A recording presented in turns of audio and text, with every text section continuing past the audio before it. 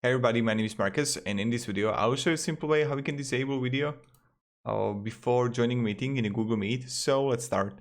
The first thing we want to do is just be in a Google Meet and just click here new meeting. Right here, let's just get the code here. I mean the link.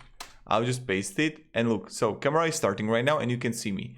And if you want to disable before you join the meeting, just click here on the camera is off and I'm going to join now. And straight away you can see only my photo in the nature that was like beautiful walk there and nothing else.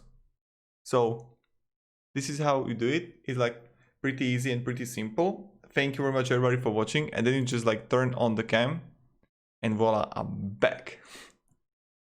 So yeah, thank you very much and have a great day everybody, and goodbye. Wow.